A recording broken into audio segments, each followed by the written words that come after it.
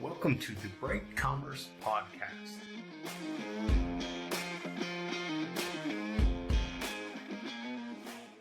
All right. Well, welcome back to the Bright Commerce Podcast. This is episode 21. Today we have Carlos that's going to talk a little bit about law firms. How you doing today, Carlos? I'm doing great, Judd. How are you? Pretty good, pretty good. So I think this topic's, go around how law firms struggle today being so saturated because, with lawyers, you can have a general practice, you can have a single lawyer, you can have large law firms. And I think it's really hard for law firms in general to stick out. So we're going to take a deep dive into that, into that cash flow system and how it works and why it works and how law firms can finally stop wasting their money on advertising. So, Carlos, I'm gonna, you can introduce the topic here. Let's tell me what you think about this. Yeah, so today we're basically talking lead gen for law firms. Specifically, we're going to talk about the service that we have, which is called CaseFlow. It is a service tailored just for law firms, and it doesn't just do media buy or ads. It does a whole entire plethora of the on-ramp or the whole onboarding of new customers, right? We have a CRM that we attach to our campaign. From there, we can track conversion rates. From there, we can follow up with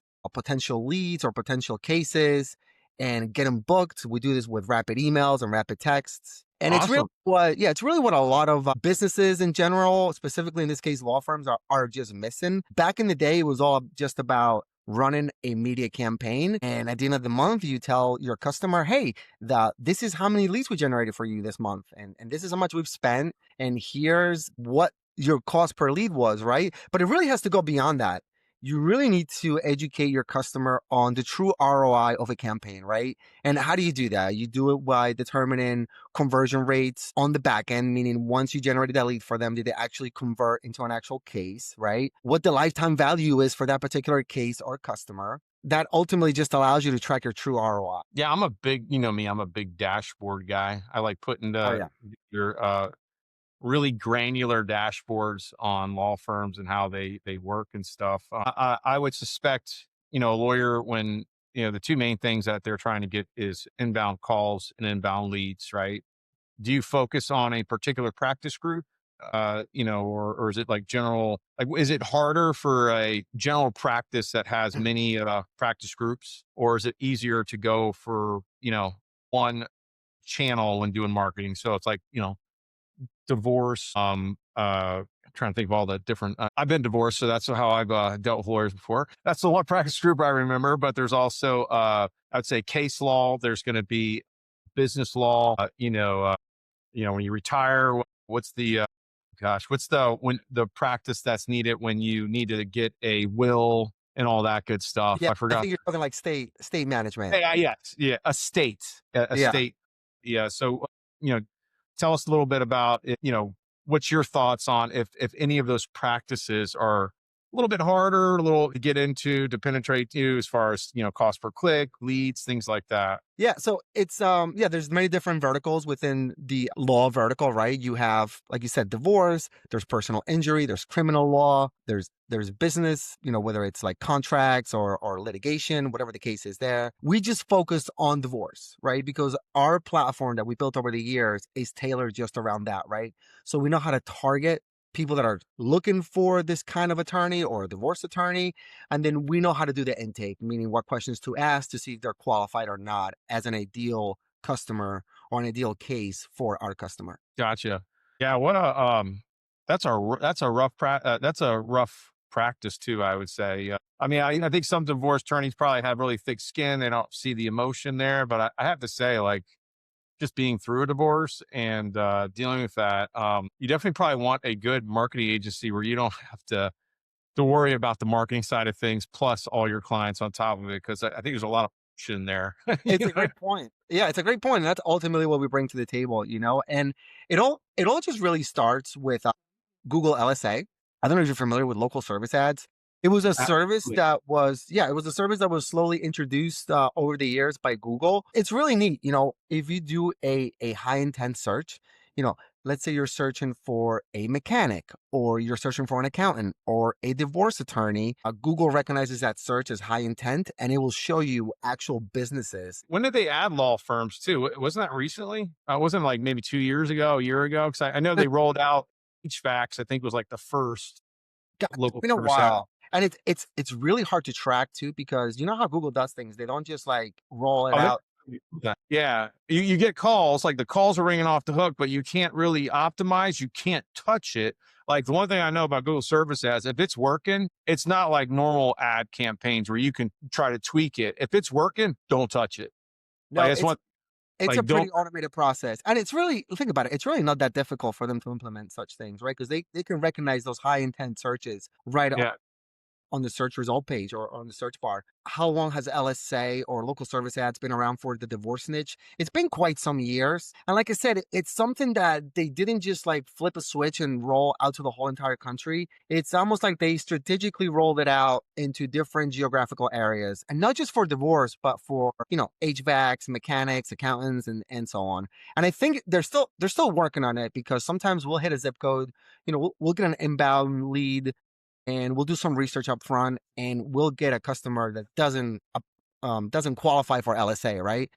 So then you kind of have to go to plan B, which is still good old Google AdWords. And but by the way, the reason we always go paid right away, it's just the highest return on investment right away. Do you do service ads? Actually, let's stay on that topic about before I sort of bounce around. So Google over service ads. The one thing I understand with them too is some people try to throw such a wide net and they'll pick areas that they're not actually in, and that could actually hurt them with the ads. I found like you really have to specialize in your zip code or 10-mile radius around where you're at. If you try to say that you're in these other areas, what I found is with Google local service ads, it will try to spread out. But if you're not technically if you don't have a presence there, it will actually hurt your campaign. What I found. So I think you have to be really ultra local focused with those ads, which is hence why they're called Google search. With no doubt, and that's why they convert so high. But furthermore, what you really have to stay competitive and from an online reputation standpoint is your Google My Business listing has to be well optimized. Not only having all the data that applies to your business in there, but having good and a lot of reviews. Yeah. Oh gosh. So is it interesting you said that, and you also talked about mechanics because I had someone come. We did a closing, and which by the way, closings now they come to your house. They come to your house, you fill out your stuff, and they leave. It's crazy. It's all it's really weird to buy property now. Before it was it's like everything's completely online. But so this woman came over. She had a shop, transmission shop, her husband in West Palm, and that transmission shop, I crap you not, trying to watch my mouth. I crap you not, had 153 5-star reviews. Oh wow, they're really on. Also, I go, that's amazing. Because like right there, just that alone, I said, in my opinion, for local results, paid results, even local service ads, when you have that many 5-star reviews, you're automatically put up in the front. That's what you think. So you brought a big topic there as far as being the reviews. I find both from an SEO standpoint as well as Google local service ad standpoint, that is going to be one of your primary ranking factors, as important as your domain name. Like if you had a keyword in your domain name that was like made you, king back in the day, I think review is where it's at now. You could be the crappiest website that's still functionally okay and have 1 million reviews over your competitor, and you will still rank better than them. Yeah. Depending on how Google chose to or decides to show you on the organic or paid results, you can have the worst website, but if your Google My Business listing shines, it has a lot of reviews and 5 stars, then great, And I tell customers all the time, don't let 1, 2, or 3 or a small percentage of bad reviews, put you down. It's totally normal in business practice to have a small percentage of bad reviews, right? Everybody sort of expects that. It's funny. I always use an iPhone as an analogy. Arguably the Apple iPhone is probably one of the best phones in the world, right? Well, a lot of people don't feel that way, right? So if you go on Amazon, you'll see that it doesn't have 5-star reviews all across. There's some people that don't like the iPhone. Yeah, it's just one of those things. I had Droid, like when Droid first came out, and I gotta tell you, like I still like my iPhone. I don't know. I'm not a Droid guy. I'm not a PC guy. I think it's just, I don't think Droid and Apple are too far apart. It's not like bad. I think Microsoft and Apple are way far apart. I'm just not like, there's night and day when it comes to like not having to deal with all the crap behind Microsoft, right? Where Apple, you turn your computer on, it just works. Really easy to install, uninstall things. Microsoft, I don't know what they do, but it's like just, it's like a maze. Instead of a straight line, it's a maze, if I could say. Anyway, any analogy there. I've dabbled back and forth over the years between both of them. Right now, Yeah. I'm heavily invested in the Apple ecosystem. Nobody has an ecosystem like that. Yeah.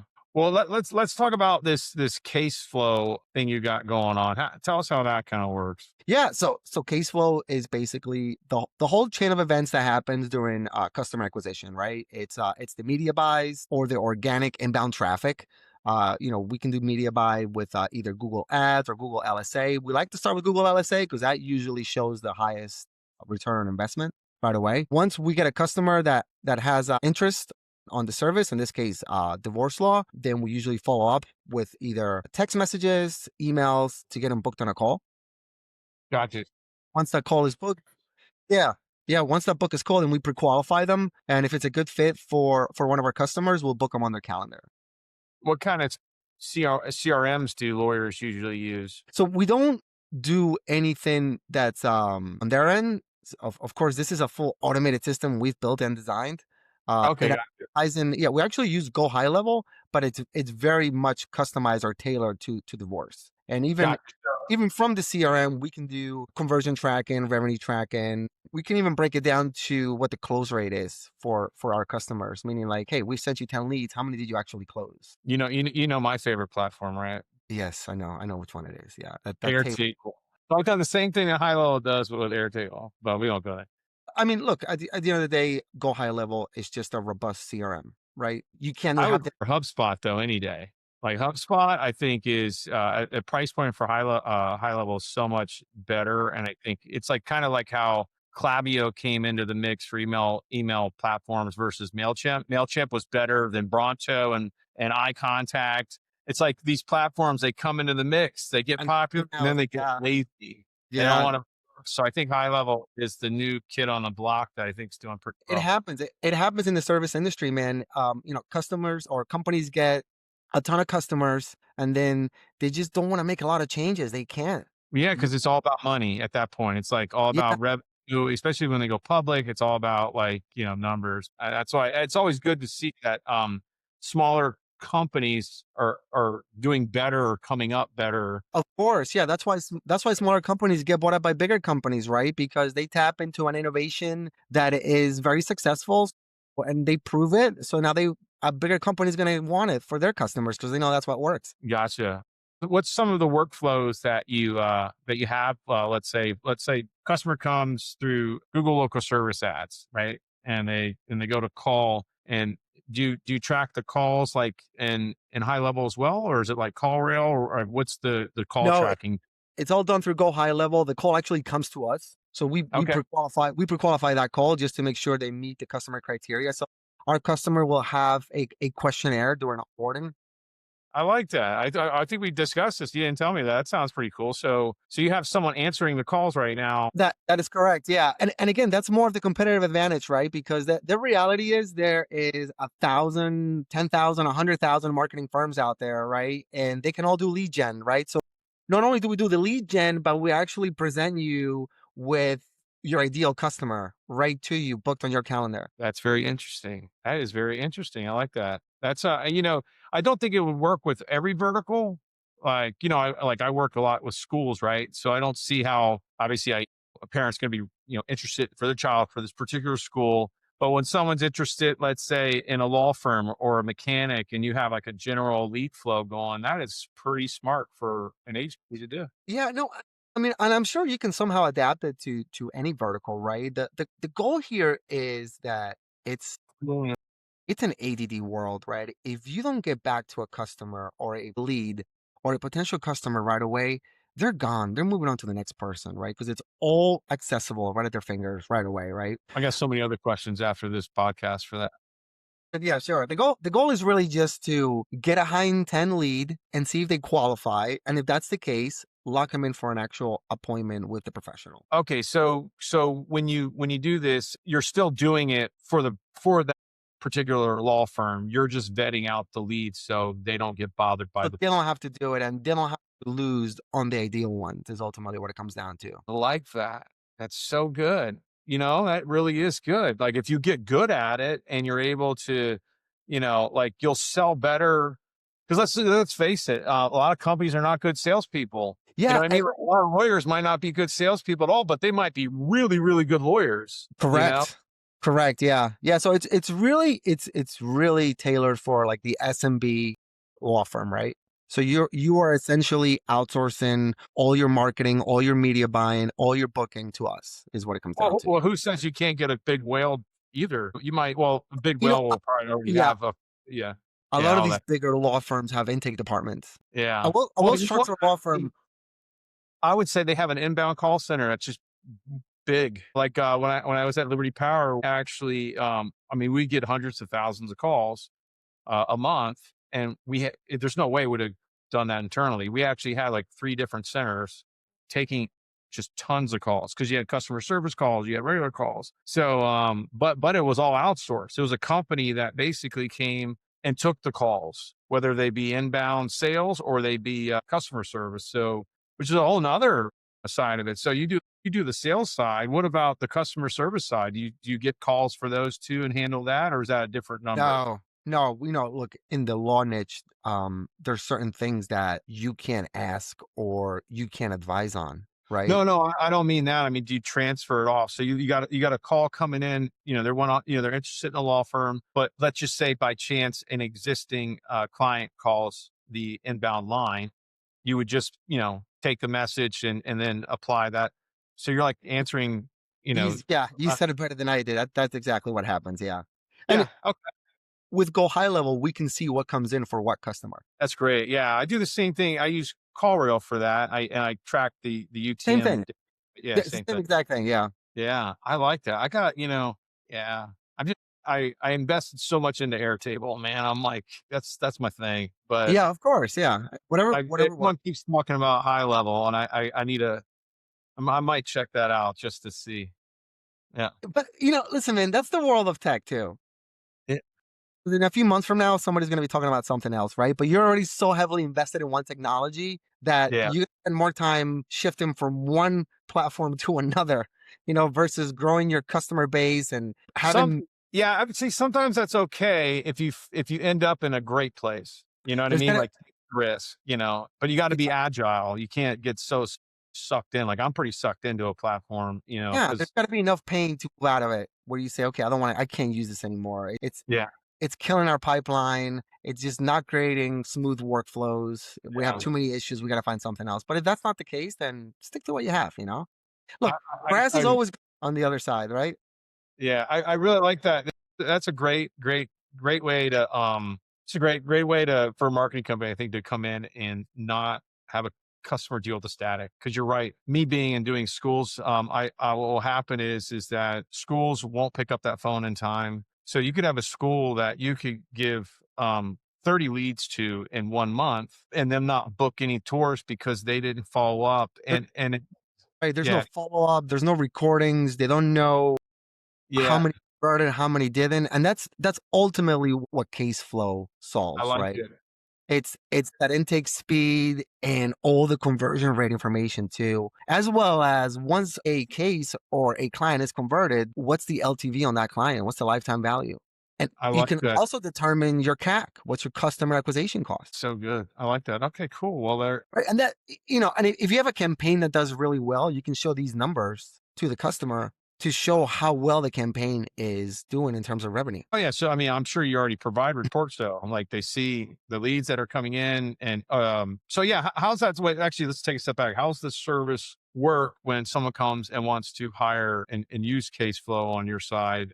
What's a typical kind of starting point for a law firm? Yeah, so it takes about a week to get going in our system, right? So we have our onboarding call. From there, we'll ask you a bunch of questions about the law firm, what kind of customers you want to see, or what kind of cases you want to deal with, what you don't want to deal with. Yeah.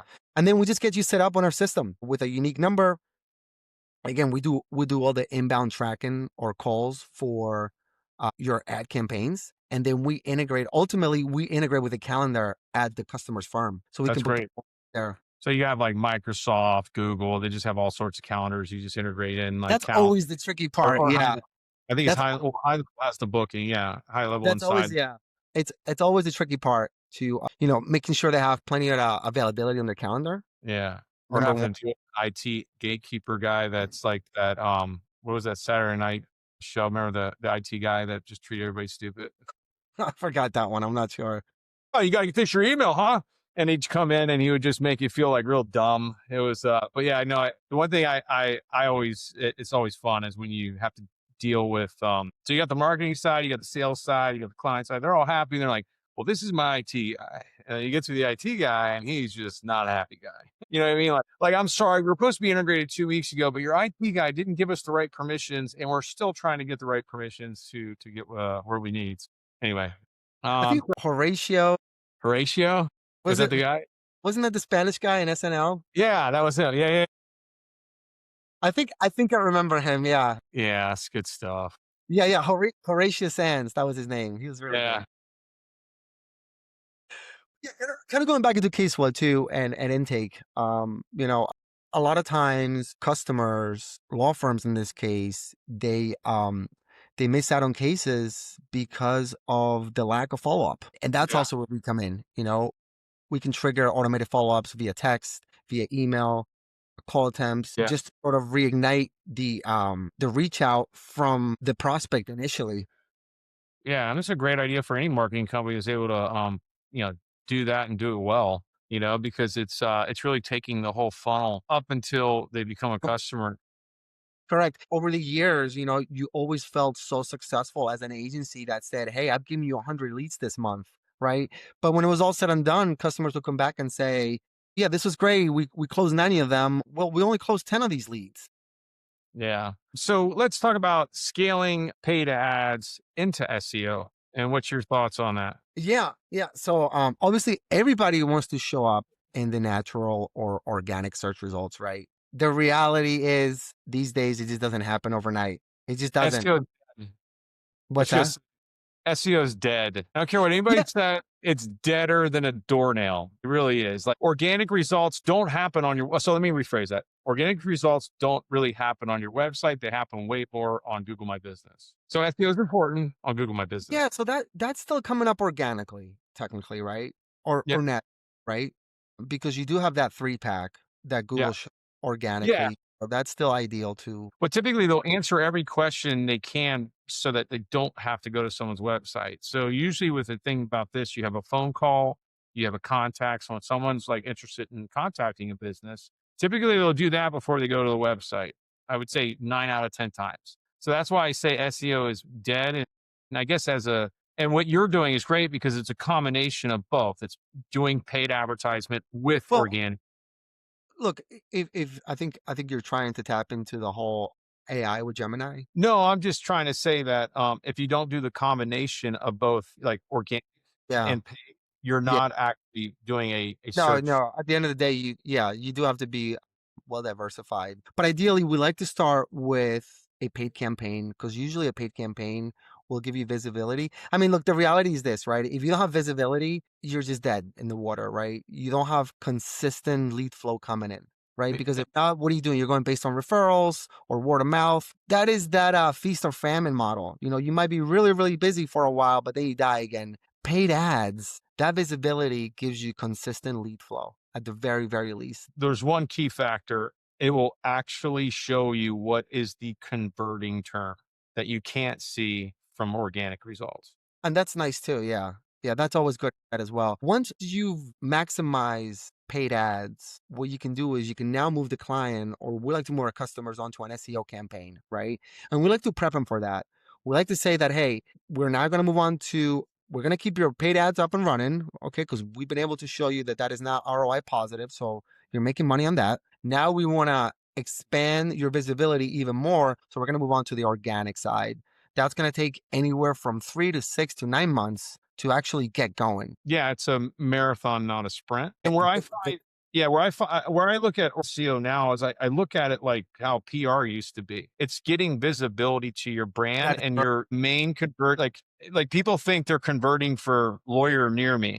They're really not. They're converting more for their brand terms. So their brand is getting out there more. People are finding it more. And I think when people think broad terms, it's so different now. Like when it comes to the actual term itself, before it used to be really a particular term everyone would bid on, but now there's a variation of that term and it's not exactly the same term. So you have, you know, tons of variations. It's amazing how many variations you can have on one actual term, but there is, literally 20, 30 different variations. So when I see that, I really look at, you know, the the organic results as being kind of a supplement to paid ads. It's needed, but paid ads is definitely like you're not going to get anywhere because it's a pay to play model now. The SERP results over the last, I would say, 10 to 15 years, Google has made fundamental changes so that it is a pay to play model. They don't want to give you, like, if they can make money off your leads, they'll make money off your leads. They're not gonna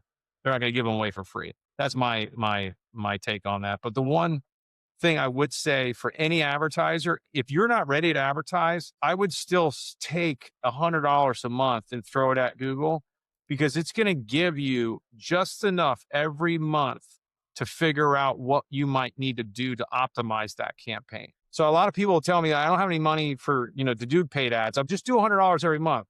And let's say in 6 months, you will then have the money. Well, you will spend $600 and probably save so much money on optimization that it would only cost in a 2-month period of spending $10,000 a month. Over that 6 months, you've only spent $600. And a lot of people, what do you mean? It's like, well, Google's going to throw so much shit at your results that they're going to give you that you have to filter all that out. And that's negative terms, that's your ads, that's all sorts of stuff where over time, if you're willing to let it sit at a very low cost until you're ready, you'll actually be able to optimize so much better. But anyway, that's my take on how to get somewhere not that fast with a little bit of money. All right. So, let's go into we talked about this a little bit, but tell us if you have any sort of numbers or results you can talk about why reviews matter. Yeah, so reviews are huge, right? And I always use the Amazon analogy for this one, right? Anytime you go to Amazon, you search for a product, right? There's a very good chance that you're gonna find 5, 10, or 20 of the product type that you're looking for. So which one do you go with? Well, Yeah. most consumers are gonna look at A, price, and B, reviews. So it's Yeah. it's no different with these services, right? You got to be able to outrank or out-review your competitors. And that is actually one of the challenges that we run into is a lot of times we'll get law firms that want to get started, but they have very little reviews. So we'll actually take them through what we call a reactivation process, meaning that we'll reach out to their existing customers and set up a way that they can easily leave them reviews. Did you know that the best converting review rating, the sweet spot is between 4 and 4.7, not 5? Oh, I say, I did not know that. No. Yeah. But ultimately, look, more 5-star reviews means higher LSA ranking, right? It's going to be better organic trust, which ultimately leads to higher conversion rates is what it comes down to, right? You're going to get a higher click-through rate, right? If you and I are both divorce attorneys and you have 100 reviews and I have 5, how many more clicks are you going to get than me if we show up at the same time on that search result page? That depends if you have a 2.5 rating. If you had 100 reviews and it's 2.5 and I have I have 5 and I'm a 4.7, I might be doing better, which is why they need to hire you anyway, because they got to make you sure that you get them more reviews, which comes to the question, do you actually help in your service get customers more reviews? Because that's a whole nother part of SEO is just getting good reviews. Yeah, so Caseflow has it too, and Caseflow has it on the front end and on the back end, right? So Yeah. here's what I mean by that. On the front end is if we are getting a new customer started and they have poor reviews or not a lot of reviews, we'll do what's called a reactivation. So we'll ask for their customer base and we'll send out an email asking for a review. Gotcha. Furthermore, once the whole process is done, and we'll go ahead and do a follow or automated follow-up so they can leave a review as well. Gotcha. A lot of businesses lack that. A lot of businesses lack that follow-up process of asking for a review once the service has been rendered.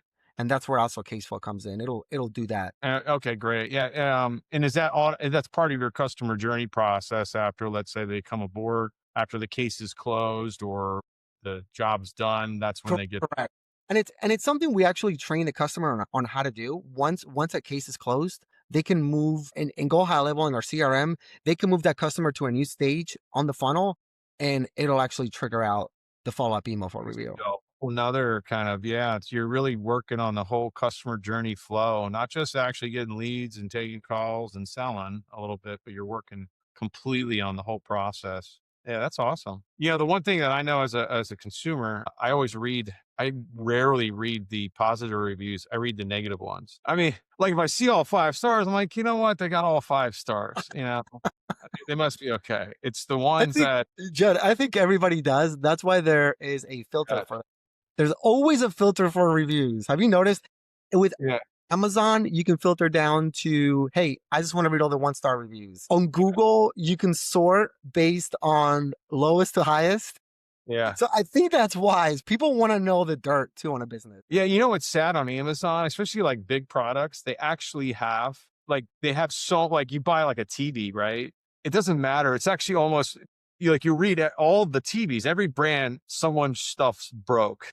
It just broke, and I've had TVs stop working. So it's like, it's even, you got like, when you get to that point, you have to actually look at both. You have to look at the good and the bad, and then you gotta roll the dice. But the funny thing is, going back to the whole 5-star review thing, there's like studies that say that it seems suspicious, and this is where it gets interesting. If you ever notice Trustpilot or some of these review platforms, they won't actually say 5 stars. They'll say 4.7, just like that sweet spot. Or even what do you call it? Glassdoor. If you look at companies that have 2 ratings and they're both 5-star, but then you look at the display, it says 4.7. I've never noticed that. Wow. I did. Yeah. Because I had to check my own brand out, and I'm like, why does it say 4.7 on Glassdoor? And then I had 2 reviews that were 5-star, but it just said 4.7. And then I read the disclaimer. It says that that's how their algorithm works. So I think they literally go for the sweet spot. Wow. On a click through. That is interesting. Yeah, I guess that makes it look more natural, ultimately, is what it comes down to. Yeah. All right. So look, Judd, that is the reality, right? You were talking about this the shop that had 5-star, 150 reviews. Something doesn't seem quite right there, right? Doesn't that just kind of like keep you I don't know. So the guy actually did Kevin Hart's, like he's one of the only guys that can do like an 8-cylinder transmission. So you put it together he's done Kevin Hart's like car, like they'll send him these transmissions and he'll put them together. He worked for Honda for like 20 years. It was an interesting story. It's like, to hear somebody that's just been a mechanic their whole life, but they're very good at it. Yeah. I'm interested. I was intrigued. I'm like, I want to reach out to this guy and see, how he's doing. The whole conversation went around like his wife's like, he hates his advertising company. I'm like, oh, really? I was like, give me his number. I want to talk to him. Let's see what we can do.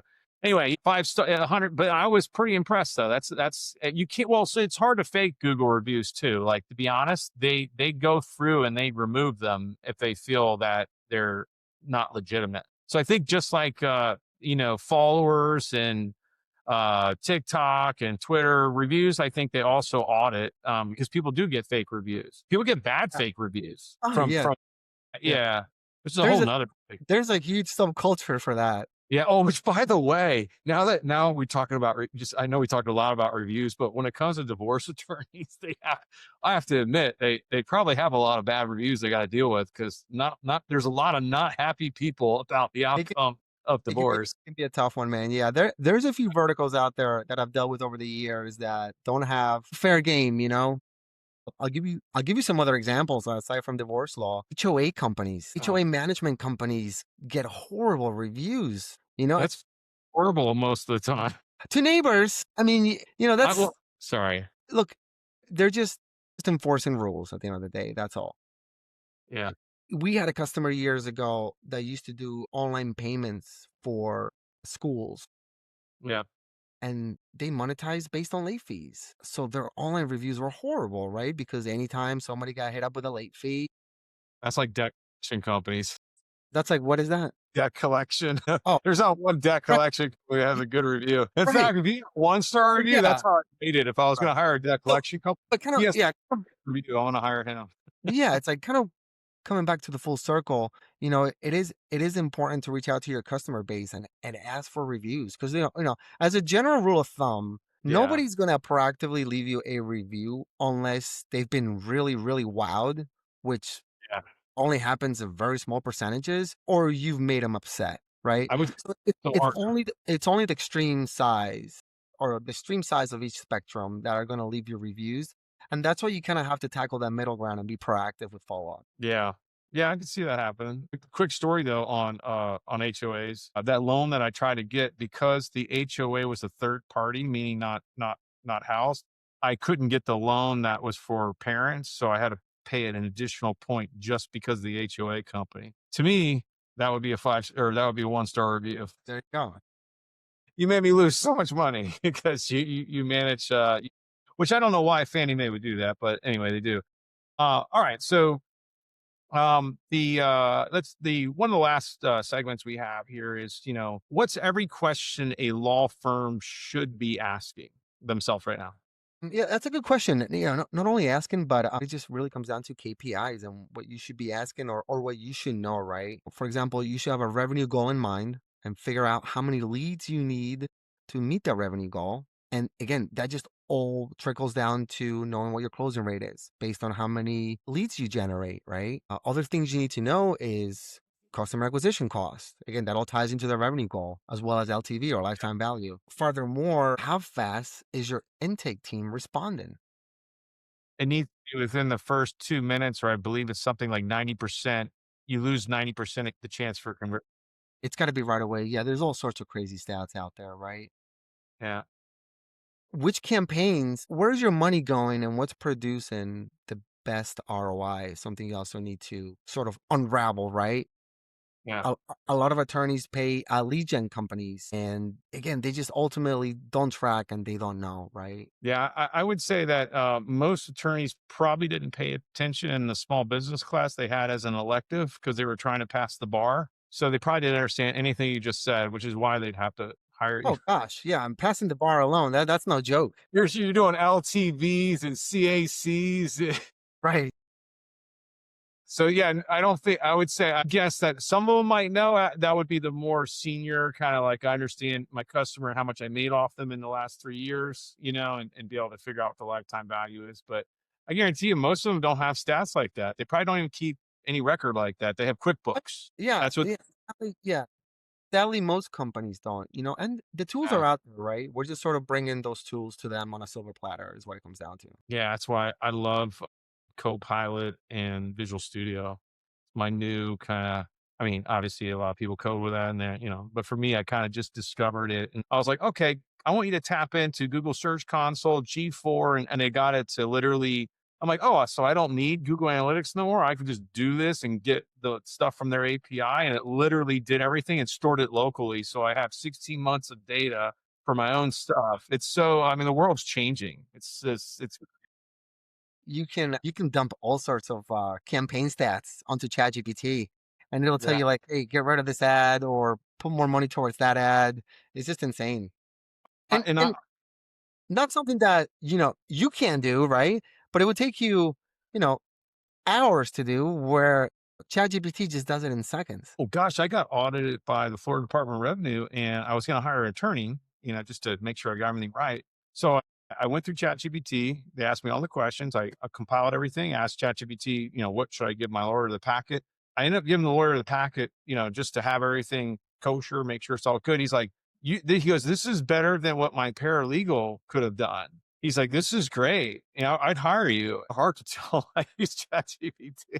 Because it's like trying to tell a doctor that you went to WebMD and you diagnosed yourself. You know what I Yeah. mean? They're gonna be like, what It's the not, hell? I mean, again, though, it's not, they do hallucinate a lot, though. It's not always right. I want to say a few attorneys, this was in the news not too long ago, or I happened to catch an article where a few attorneys got either a slap on the wrist or disbarred for presenting cases that Yeah. just either Makes sense. data wasn't right or That makes sense. data Yeah. was made up. They didn't fact check anything that the LLMs put out, and none of this stuff actually existed. I wouldn't use ChatGPT to defend me in a murder case. It Definitely just not. like happy. He's like, yeah, he Yeah, didn't do it. He's you running did just away. fine. You did the right thing. You know, I did a meme on LinkedIn, which no one likes, unfortunately, but I thought it was great. It was a 10-second Tom. And I was like, this is me using ChatGPT 10 minutes later. Cause you know, when you're talking to ChatGPT, it totally forgets everything that you told it. And it's like, and it'll do something completely different. You're like, wait, why are you doing that? Like I literally, and then you have to go, yeah, anyway. I know what you're talking about. Yeah, they still have to polish up those workflows a little bit more. There's one great little thing for if you're trying to use prompts that I really like, and that's called pretty prompts. And it takes everything, all my cussing and yelling at, which I generally only cuss now to AI. It takes it all and makes it sound very professional, and it does it in a way that it makes the best prompts to say to AI. So it's so it helps me not get so mad at ChatGPT anymore or Claude. I got you. So it's kind of like distilling. You're actually using a LLM model to give you prompts for another LLM model. Yeah. Yeah. You know, actually, I'll use literally when I do things, I'll actually use both Claude and ChatGPT at the same time for stuff. Oh, I see. Because they'll give me sometimes different results, and then I'll Yeah. combine, and then I'll also get one to fact, especially for like SEO when I write stuff, and I'll say I want to make sure that this is going to be ranked well and not looked at as AI. And I'll have one other AI look at it, and they'll give me like a ranking between like 1 to 100, the probability that search will see this as AI content. And usually it's like personalization. You got to make sure you add your personal stuff to it. But yeah, I mean, I use AI for everything. Gosh, I do love the code part though. I've gotten, for someone that, you know, like you running an agency, I don't get to do the fun stuff anymore. But now with AI, I'm like, dude, I'm having some fun with code. So I'm a builder guy. You know what I mean? All right. So we've gone through pretty much lead gen, ads, automation, tracking, follow-ups, all that things to make entire firms grow. Is there any other things you want to do to break down before we end the segment? No, I don't think so. That's pretty much it. You know, it's not just, again, I feel like the marketing industry or digital marketing agency industry has evolved. It's no longer just about generating leads. It's not doing the whole entire follow-up process. Okay, gotcha. All right. Well, if you're a divorce or family law attorney and you want to use CaseFlow to work for your firm, why don't you book a call with Carlos, and we'll put the lead inside the comments here in YouTube, and we'll see you on the next episode.